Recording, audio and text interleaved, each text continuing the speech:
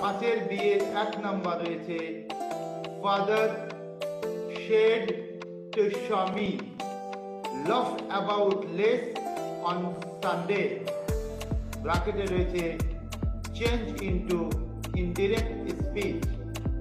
আমরা জানি reporting speech যদি উপদেশ দেওয়া বোঝায়, রিপোর্টিং স্পিচ যদি উপদেশ দেওয়া বোঝায়, তবে রিপোর্টেড ভার্বটি অ্যাডভাইজ হয়। রিপোর্টিং ভার্ব রিপোর্টিং স্পিচকে টু দিয়ে যুক্ত করতে হয়, অর্থাৎ লিঙ্কার হয় টু।